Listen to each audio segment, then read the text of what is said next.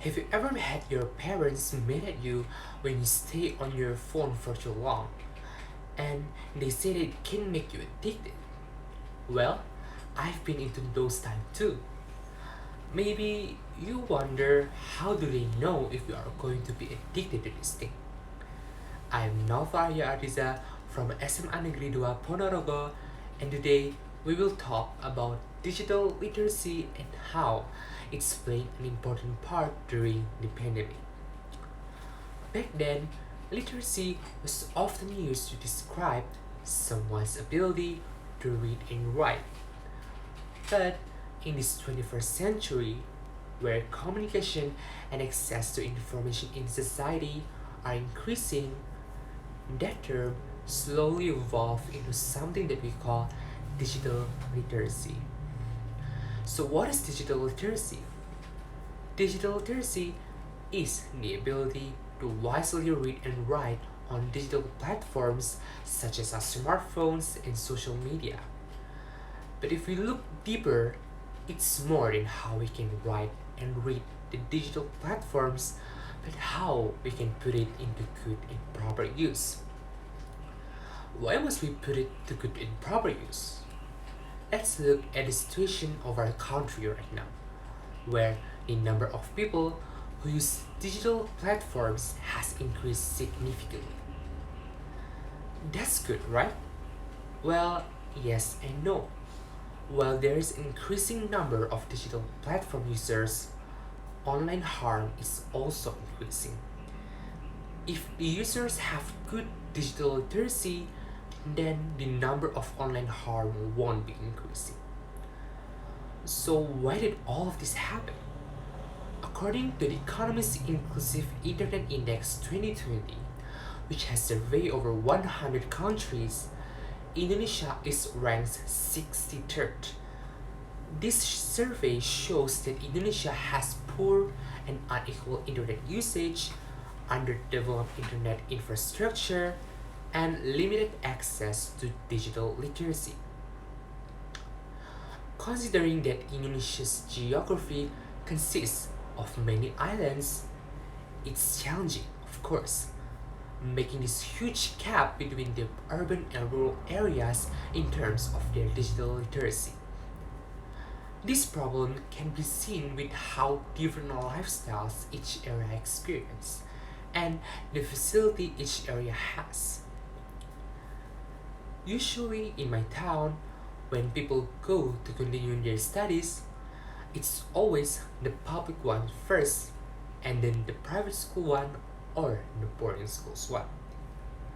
But shockingly, this year, almost every parent in my town send their kids to boarding school because they believe their kids could get a better education in this pandemic situation there.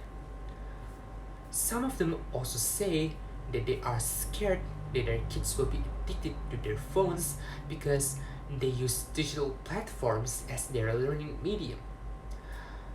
And with how expensive private schools are, it makes sense that the parents send their kids to boarding schools, which still use traditional learning methods. Because of these methods, the students in boarding schools will lack digital literacy because they are rarely met with digital platforms in their education. And the same thing applies to educators too. What I mean here is our parents and teachers. Both of them were forced to understand how digital platforms work, to still do their job despite not being as they used to be. Before the pandemic comes, some educators already take advantage of digital platforms in their job. Hence, it's easier for them to adapt for this work for homeschool. However, some parents work with professions that don't require good digital literacy. And some teachers who will be retired in few years still use a traditional method in their learning. So how can we fix this? Well, the government was already giving out free internet quotas for students and educators. Besides that, the government also broadcasts school material from elementary to high school on a national television channel. Also, every school has a different solution for this, as some prefer to use digital platforms fully in their digital learning. In contrast, others prefer to send physical books to their students and use a texting app to do their digital learning.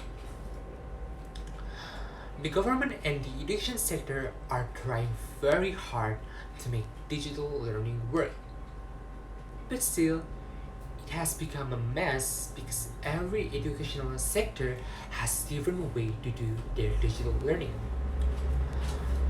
I forgot to mention, with the variety of choices the facility has right now, and cheaper of course, I think the government should revise the curriculum to see how important digital literacy is, especially for their citizens.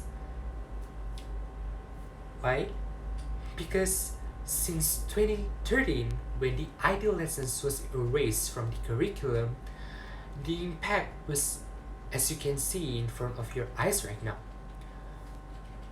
With the government taking this digital literacy more seriously in the first place, every school in Indonesia right now won't be dealing with all of these problems.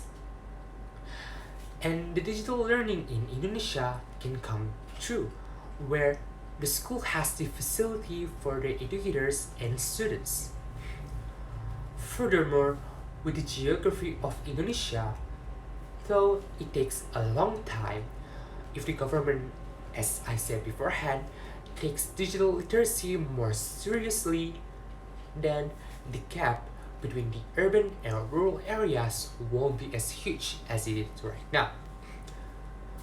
So, with that said, 1.5 years have passed, and well, I see some improvement in Indonesia's digital literacy, but it's a small one, and maybe it won't last that long unless the government already fixes the curriculum.